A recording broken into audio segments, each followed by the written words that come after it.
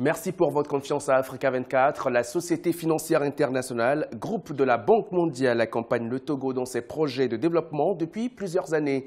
Au Forum économique Togo-Union européenne, la SFI a encouragé le pays dans sa marche vers un développement inclusif.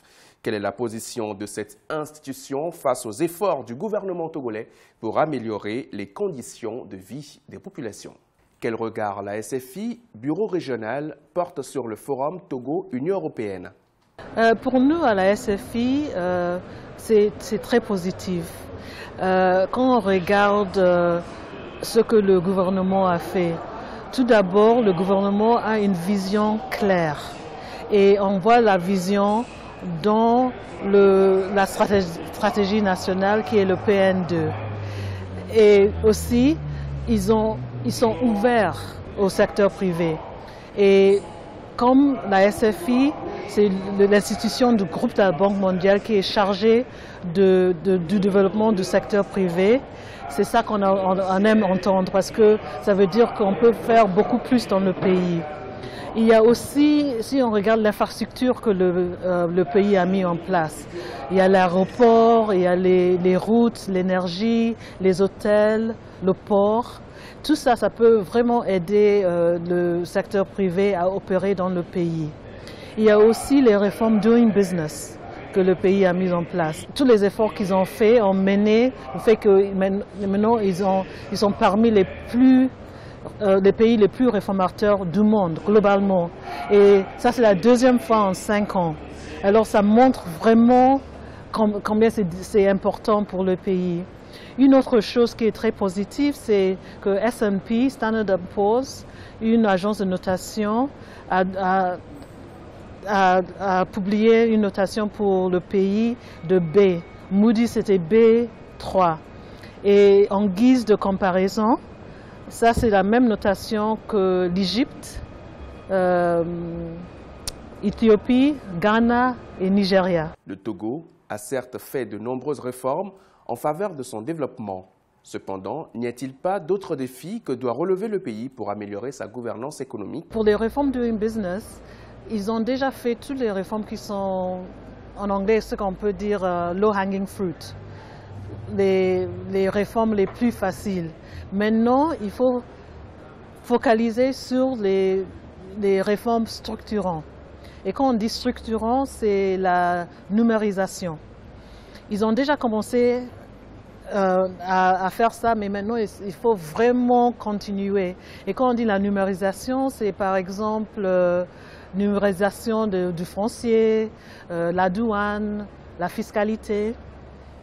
Un autre aspect, c'est tout ce qui est lié au accès aux finances. Souvent, les banques sur place quelquefois elles sont un peu frileuses de donner des prêts parce qu'ils ne se sentent pas très protégés. Alors, si on met en place l'infrastructure financière, ça peut aider à leur encourager de donner les prêts. Par exemple, les registres de garantie, comme ça on sait à qui appartient telle garantie. On peut regarder les bureaux d'information sur le crédit. Ça, maintenant, à qui on va prêter? Est-ce que c'est quelqu'un qui rembourse ou est-ce que quelqu'un qui ne rembourse pas?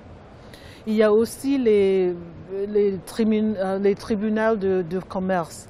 Alors si jamais il y a des contentieux, on sait qu'on peut aller et ça va être juste, ça va être efficace, ça va aller assez rapidement et ça va être transparent. Alors tout ça, ça peut encourager aux banques de prêter et ça aide le secteur privé et l'économie du pays. Quels sont les projets sur lesquels la SFI a accompagné le Togo ces dernières années? Durant ces dernières années, la SFI a investi plus que 600 millions au Togo. Les investissements sont dans les secteurs de transport. Par exemple, on a investi dans Lomé Container Terminal, qui est le premier centre de transbordement sur la côte de l'Afrique de l'Ouest, en fait jusqu'en Afrique du Sud. Et c'est très important parce que ça a placé le Togo dans une position très importante pour l'intégration régionale.